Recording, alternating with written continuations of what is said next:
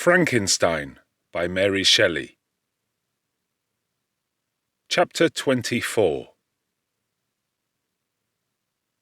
My present situation was one in which all voluntary thought was swallowed up and lost. I was hurried away by fury. Revenge alone endowed me with strength and composure. It moulded my feelings and allowed me to be calculating and calm at periods when otherwise delirium or death would have been my portion. My first resolution was to quit Geneva forever. My country, which, when I was happy and beloved, was dear to me, now in my adversity became hateful. I provided myself with a sum of money, together with a few jewels which had belonged to my mother, and departed.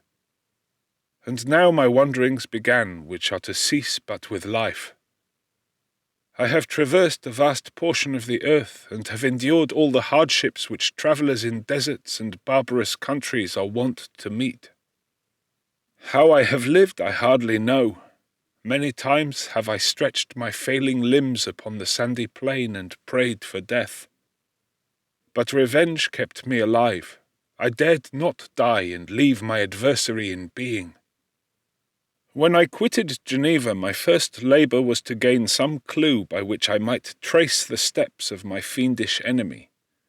But my plan was unsettled, and I wandered many hours round the confines of the town, uncertain what path I should pursue.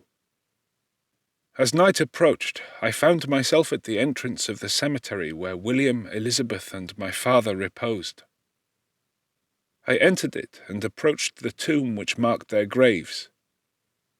Everything was silent except the leaves of the trees, which were gently agitated by the wind.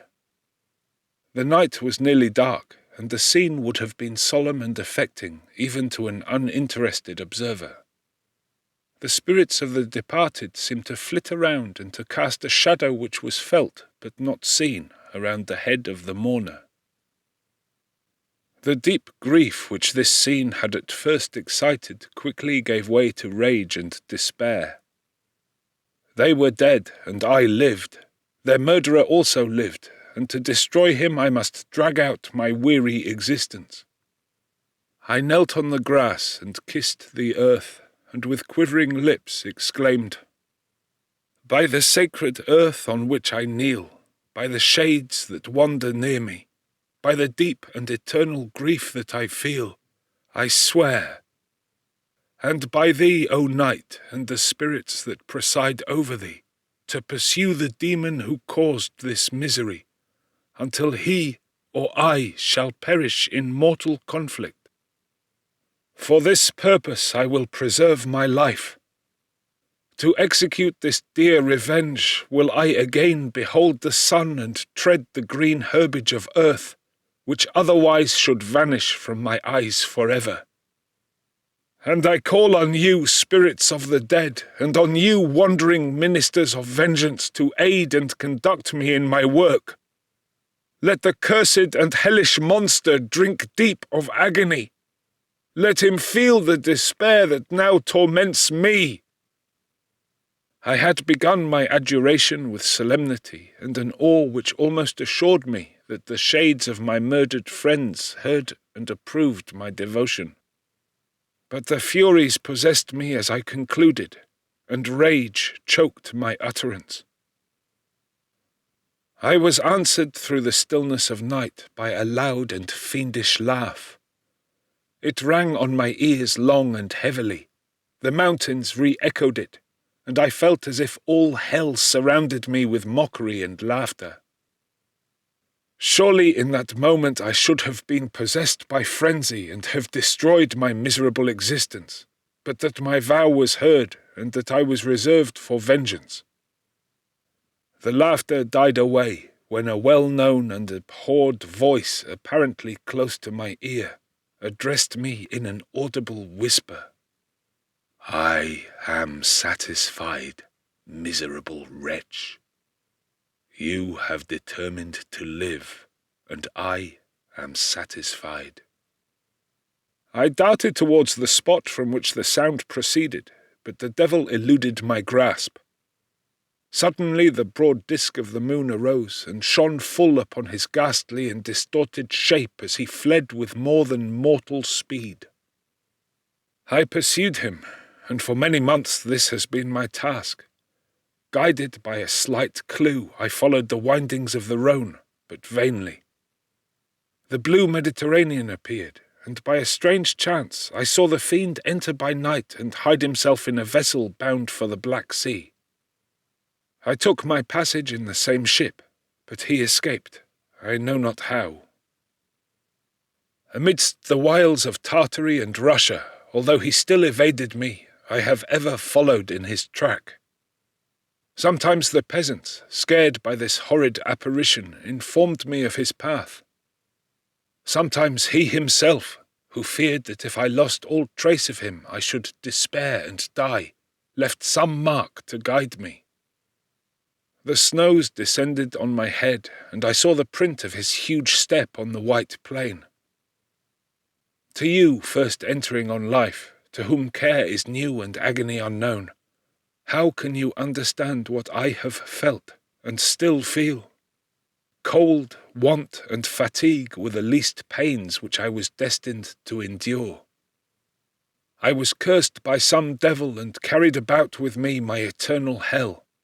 Yet still a spirit of good followed and directed my steps, and when I most murmured, would suddenly extricate me from seemingly insurmountable difficulties.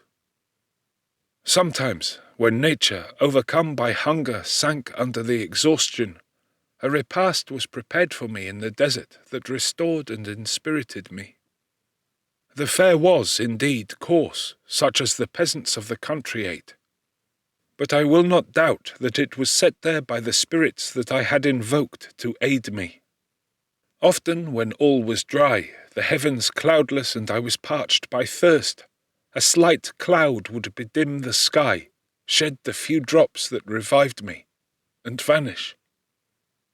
I followed when I could the courses of the rivers, but the demon generally avoided these, as it was here that the population of the country chiefly collected. In other places human beings were seldom seen, and I generally subsisted on the wild animals that crossed my path. I had money with me, and gained the friendship of the villagers by distributing it, or I brought with me some food that I had killed, which, after taking a small part, I always presented to those who had provided me with fire and utensils for cooking.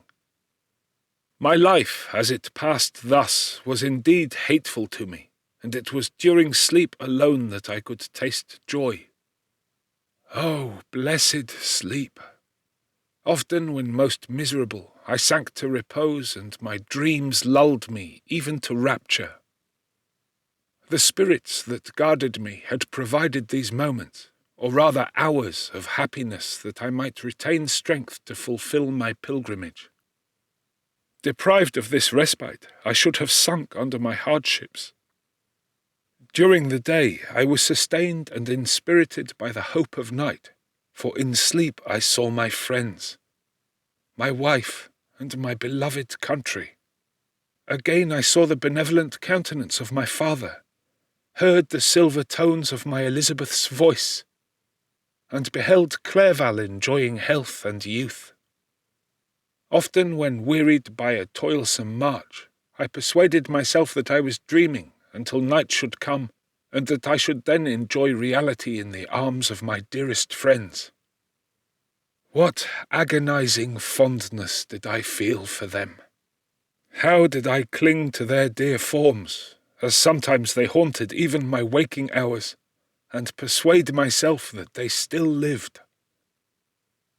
At such moments vengeance, that burned within me, died in my heart, and I pursued my path towards the destruction of the demon, more as a task enjoined by heaven, as the mechanical impulse of some power of which I was unconscious, than as the ardent desire of my soul.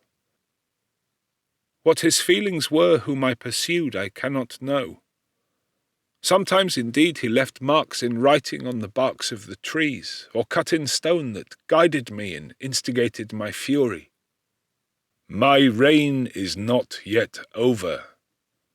These words were legible in one of these inscriptions. "You live, and my power is complete. Follow me, I seek the everlasting ices of the north, where you will feel the misery of cold and frost, to which I am impassive. You will find near this place, if you follow not too tardily, a dead hare. Eat and be refreshed. Come on, my enemy, we have yet to wrestle for our lives. But many hard and miserable hours must you endure until that period shall arrive." Scoffing devil, again do I vow vengeance. Again do I devote thee, miserable fiend, to torture and death. Never will I give up my search until he or I perish. And then with what ecstasy shall I join my Elizabeth and my departed friends, who even now prepare for me the reward of my tedious toil and horrible pilgrimage. As I still pursued my journey to the northward, the snows thickened and the cold increased in a degree almost too severe to support. The peasants were shut up in their hovels, and only a few of the most hardy ventured forth to seize the animals whom starvation had forced from their hiding places to seek for prey. The rivers were covered with ice, and no fish could be procured, and thus I was cut off from my chief article of maintenance. The triumph of my enemy increased with the difficulty of my labours. One inscription that he left was in these words: "Prepare! Your toils only begin. Wrap yourself in furs and provide food, for we shall soon enter upon a journey where your sufferings will satisfy my everlasting hatred." My courage and perseverance were invigorated by these scoffing words. I resolved not to fail in my purpose, and calling on heaven to support me, I continued with unabated fervour to traverse immense deserts, until the ocean appeared at a distance and formed the utmost boundary of the horizon. Oh, how unlike it was to the blue seasons of the south! Covered with ice, it was only to be distinguished from land by its superior wildness and ruggedness. The Greeks wept for joy when they beheld the Mediterranean from the hills of Asia, and hailed with rapture the boundary of their toils. I did not weep, but I knelt down, and with a full heart thanked my guiding spirit for conducting me in safety to the place where I hoped, notwithstanding my adversary's jibe, to meet and grapple with him. Some weeks before this period I had procured a sledge and dogs, and thus traversed the snows with inconceivable speed. I know not whether the fiend possessed the same advantages, but I found that, as before I had daily lost ground in the pursuit, I now gained on him, so much so that when I first saw the ocean he was but 1 day's journey in advance, and I hoped to intercept him before he should reach the beach. With new courage, therefore, I pressed on, and in 2 days arrived at a wretched hamlet on the seashore. I inquired of the inhabitants concerning the fiend, and gained accurate information.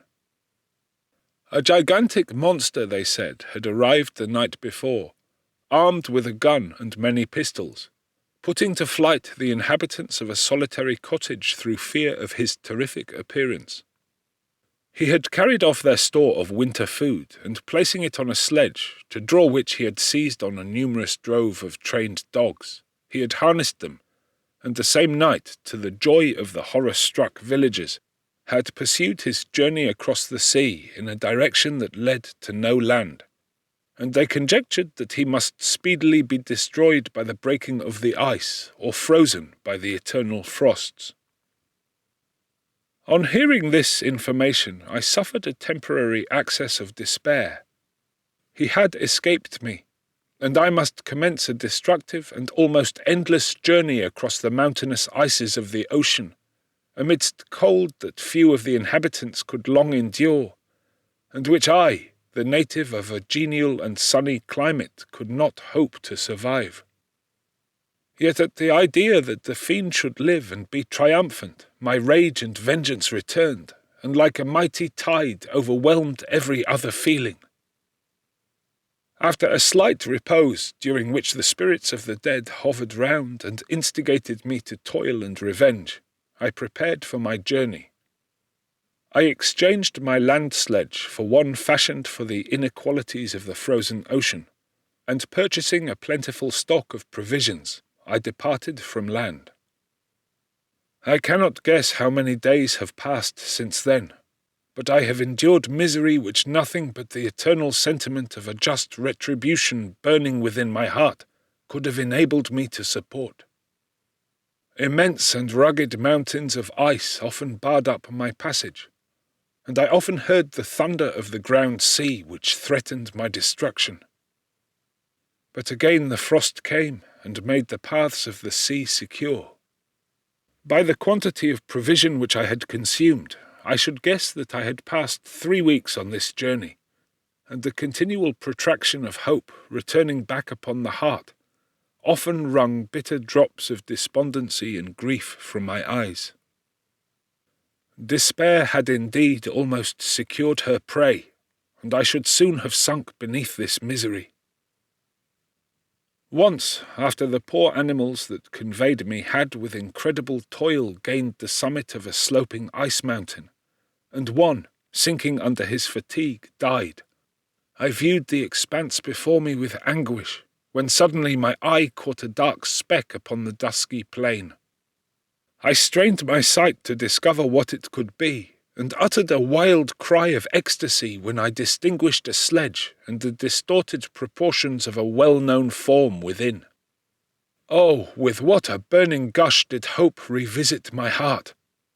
Warm tears filled my eyes, which I hastily wiped away that they might not intercept the view I had of the demon. But still my sight was dimmed by the burning drops, until, giving way to the emotions that oppressed me, I wept aloud. But this was not the time for delay. I disencumbered the dogs of their dead companion, gave them a plentiful portion of food, and after an hour's rest, which was absolutely necessary, and yet which was bitterly irksome to me, I continued my route. The sledge was still visible, nor did I again lose sight of it except at the moments when for a short time some ice rock concealed it with its intervening crags. I indeed perceptibly gained on it, and when, after nearly 2 days' journey, I beheld my enemy at no more than a mile distant, my heart bounded within me. But now, when I appeared almost within grasp of my foe, my hopes were suddenly extinguished, and I lost all trace of him, more utterly than I had ever done before. A ground sea was heard. The thunder of its progress as the waters rolled and swelled beneath me became every moment more ominous and terrific. I pressed on, but in vain. The wind arose, the sea roared, and as with the mighty shock of an earthquake, it split and cracked with a tremendous and overwhelming sound. The work was soon finished. In a few minutes a tumultuous sea rolled between me and my enemy, and I was left drifting on a scattered piece of ice that was continually lessening, and thus preparing for me a hideous death. In this manner many appalling hours passed.